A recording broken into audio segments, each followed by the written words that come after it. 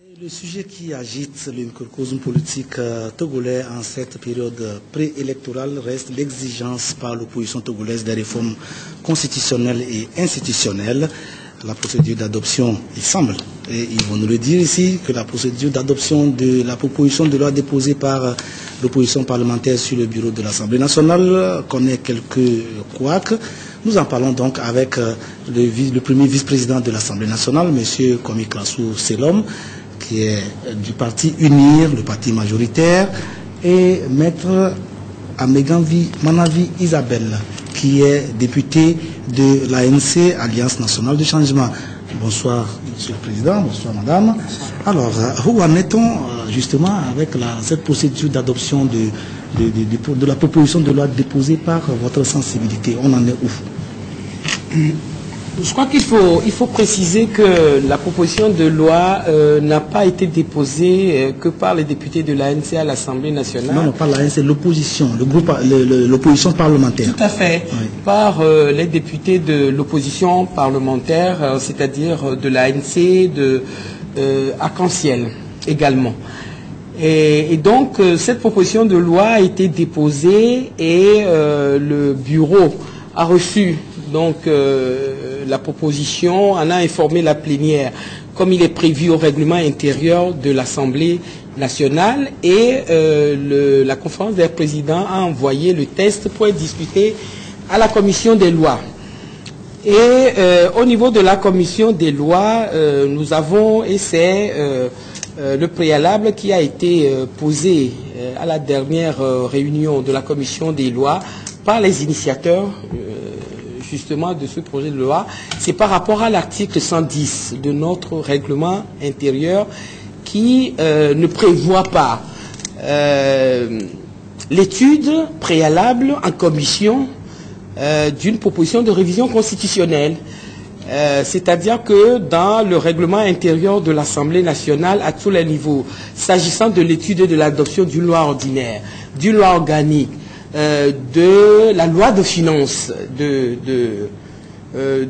l'État, le règlement intérieur prévoit la procédure organisée et qui est une procédure passant au préalable par une commission compétente avant que d'être envoyée à la plénière. Or, il se trouve que l'article 110 qui organise et renvoie à l'article 144 de la Constitution togolaise ne prévoit pas de renvoi en commission, de renvoi préalable en commission avant l'étude. Donc les initiateurs... Qu'est-ce qu'il prévoit alors s'il ne prévoit pas de renvoi en commission? Nous avons soutenu que, parce que le texte ne prévoit pas, comme cela a été dans les autres articles concernant tous les types de lois que j'ai dit tout à l'heure, que ça voudrait dire que le texte doit pouvoir être discuté directement au niveau de la plénière. Et donc c'est cela qui pose problème. Vous voulez dire que le règlement intérieur est resté muet sur cet aspect de la question?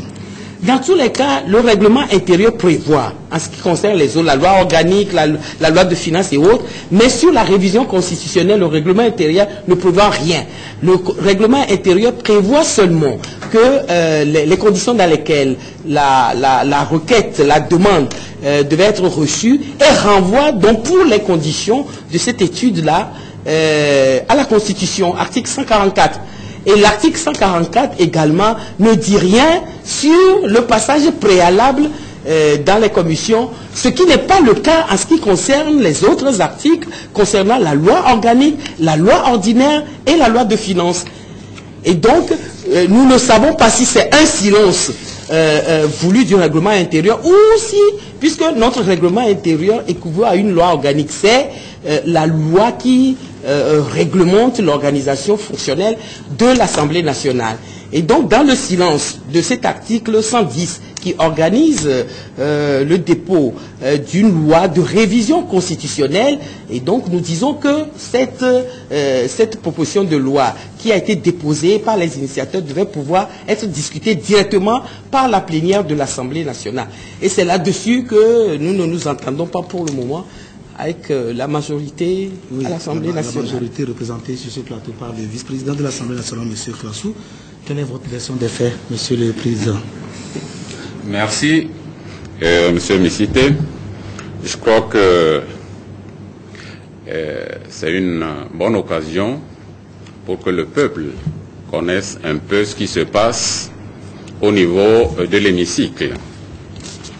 Tout à l'heure, j'ai souri un peu quand ma collègue parlait. J'ai relevé quelques aspects.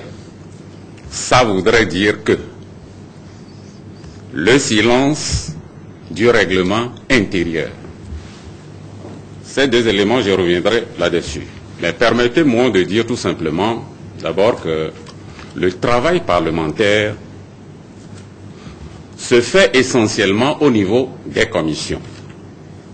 Donc, les commissions constituent les organes de travail d'une assemblée, et donc de notre assemblée. On appelle les commissions permanentes. Donc, au début de chaque législature, après la session de droit, on met en place les commissions permanentes. Actuellement, nous avons 9 commissions permanentes. Et le règlement intérieur de l'Assemblée nationale, qui est, si vous voulez, notre Bible, dit déjà au niveau de l'article 34 quelles sont les commissions, leur dénomination et leurs compétences. Donc, comme je le disais, la commission est l'organe de travail essentiel de l'Assemblée. Elle a pour fonction de préparer le débat législatif en plénière. Et c'est pour cette raison qu'il y a des commissions permanentes. Mais à l'occasion, s'il y a des sujets qui ne sont pas prévus au niveau des commissions permanentes, on peut être amené à créer une commission ou des commissions spéciales juste pour examiner la matière, et une fois la matière examinée, terminée, la commission spéciale disparaît. Enfin, on met fin à cette commission spéciale. C'est pour dire que tout travail au niveau de l'Assemblée, le travail parlementaire, se base essentiellement sur les commissions. Alors, pour ce qui est de la révision constitutionnelle, qu'est-ce qui est dit? L'article 110 de notre règlement intérieur a 2 alinéas. Le premier alinéa renvoie à l'article 144 de la Constitution. Et cet article 144 de la Constitution dit qui ont la compétence de pouvoir initier une révision constitutionnelle. Donc, il s'agit du président de la République et du 5e des députés. Donc, le 5e des députés, aujourd'hui nous avons 95 députés à l'Assemblée. Le 5e des députés peut aussi demander une révision. Et c'est ce qui justifie le dépôt de la proposition de loi que nos collègues ont eu à faire.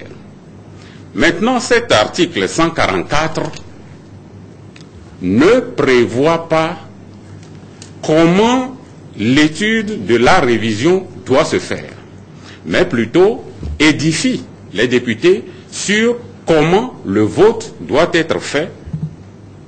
Par exemple, la loi introduite par nos collègues, si ils avaient accepté et qu'on a commencé l'étude, je précise d'ailleurs que la majorité à laquelle j'appartiens, le Parti UNIR, approuve le principe de révision constitutionnelle.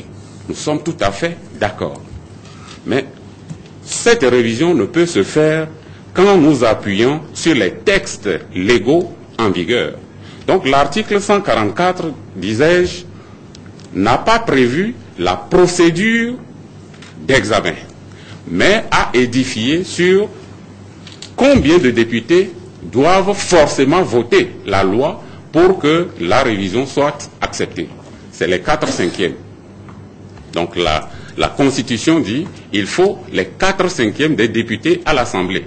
Pas des députés présents le jour du vote, mais des députés présents à l'Assemblée. 4/5, ça nous donne 72,8 députés. Et comme il n'y a pas de demi-homme, il faut 73 députés. Qu'est-ce qu'on peut tirer déjà de là? La Constitution demande à ce que les députés cultivent l'esprit du consensus. La majorité, nous avons 62 députés, mais nous seuls, nous ne pouvons pas opérer. Encore moins nos collègues, 20 combien députés, ils ne peuvent pas. Donc il faut un consensus. Donc c'est cette recherche de consensus-là qu'il faut.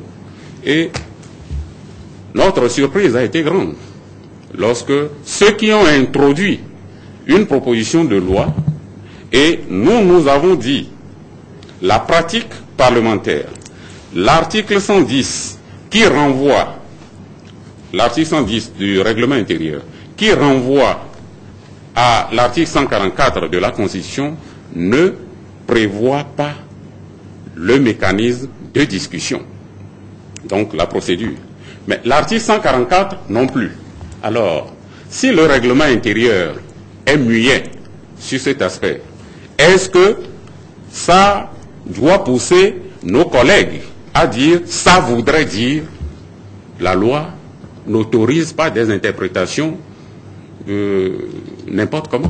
D'accord. C'est là le problème. Voilà. Et nous avons demandé qu'ils nous disent à quel niveau, dans le règlement intérieur ou dans la Constitution, il est prévu ce qu'eux, ils demandent. Or, la Commission doit préparer le terrain pour aller vers la plénière. Très bien, nous allons lui adresser la question. Quelle est la disposition qui prévoit la procédure que vous voulez? Je crois que vous allez donner la parole au vice-président de l'Assemblée nationale tout à l'heure, mon collègue M. Classou, qui a expliqué avec des articles à l'appui. Et je voudrais que vous me permettiez également d'expliquer avec des articles à l'appui. Vous êtes là pour ça, madame. Tout à fait. Alors, je l'avais dit tout à l'heure, que là, nous sommes en train de parler ici d'une procédure, d'un problème de procédure. Et c'est sûrement par des formations professionnelles, à mon sens, à ma qualité d'avocat, je dis que les problèmes de procédure sont réputés d'ordre public. Et donc, à partir de ce moment-là, ça doit pouvoir être réglementé par le règlement intérieur de l'Assemblée nationale. Or, ce que je dis, c'est que le règlement intérieur de l'Assemblée nationale, s'agissant de la procédure législative ordinaire, prévoit dans l'article, il s'agit de l'article 82, dans le point 10, que les projets, les propositions de loi sont, après l'annonce de leur dépôt, renvoyés à l'examen de la commission compétente ou d'une commission spéciale de l'Assemblée nationale dans les conditions prévues à l'article 39 ci-dessus. C'est prévu. La loi, lorsque le projet est déposé, est envoyé en commission, discuté en commission avant que de venir en plénière. C'est ce que dit le texte en ce qui concerne la votation de la loi ordinaire. Maintenant, pour ce qui concerne la loi de finances, également, ces dépôts, d'abord il y a au niveau du règlement intérieur de l'Assemblée nationale quelque chose qui est prévu dans le travail parlementaire qui s'appelle les résolutions et autres. Là aussi, le texte, en ce qui concerne l'article 86, précise la manière dont les résolutions doivent être discutées à l'Assemblée nationale, qui passe d'abord en commission et ensuite en plénière. Et ça, c'est l'article 86, le point 7 de l'article 86 qui le précise. Donc, les propositions de résolution sont, après annonce de leur dépôt, renvoyées à l'examen de la commission compétente ou d'une commission spéciale de l'Assemblée nationale dans les conditions prévues également. C'est clair là-dessus. Ensuite, il y a troisième type de votation, la loi de finances. La loi de finances, là aussi, est prévue, et donc c'est l'article 108 de notre règlement intérieur qui précise également la procédure à adopter lorsqu'il s'agit de loi de finances. Faite par nos amis, c'est que la Commission doit constater la non-application de la procédure législative ordinaire et autres, et donc de passer directement à la plénière.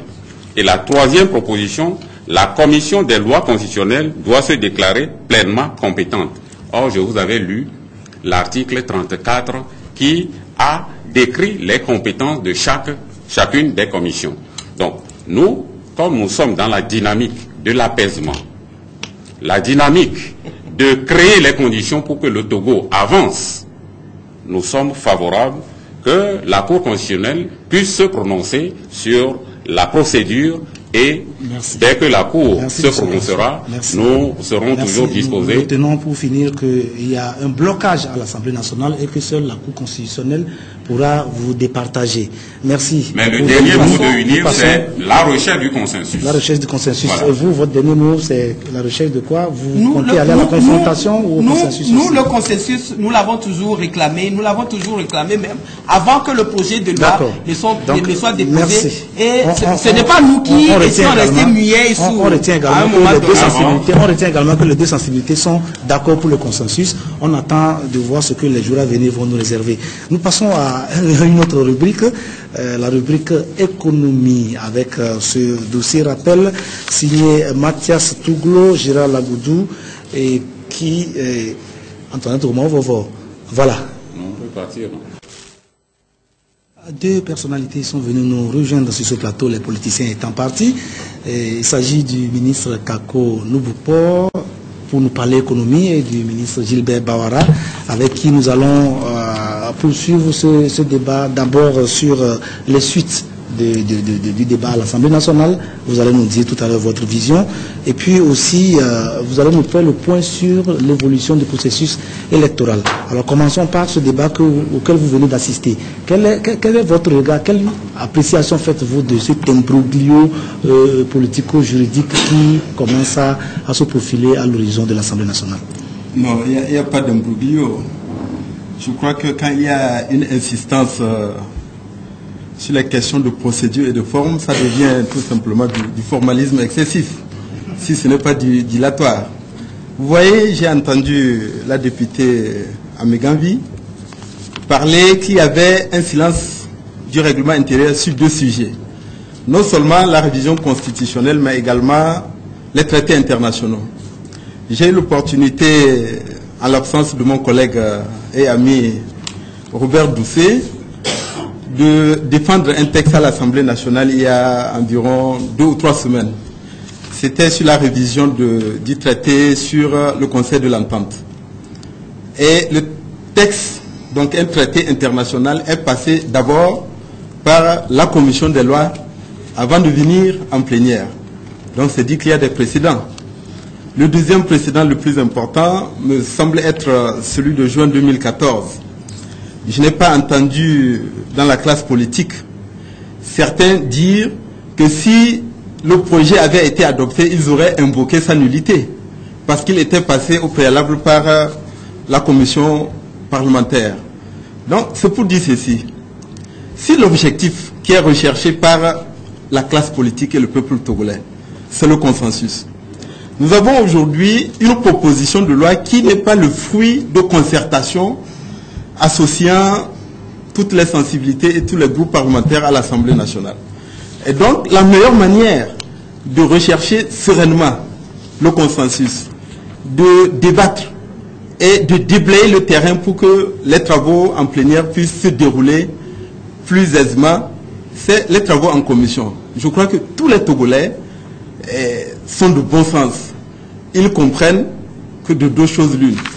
Où on est animé d'une volonté d'aller vers la réforme. Cette réforme exige à la fois le dialogue, l'ouverture, un esprit de souplesse et la recherche de consensus. Si c'est cela, ma foi, on ne peut pas invoquer une procédure qu'on n'estime pas être impérative. Puisqu'il y a des précédents, et cela a été dit aussi tout à l'heure, on peut considérer que la pratique de l'Assemblée nationale consacre une jurisprudence.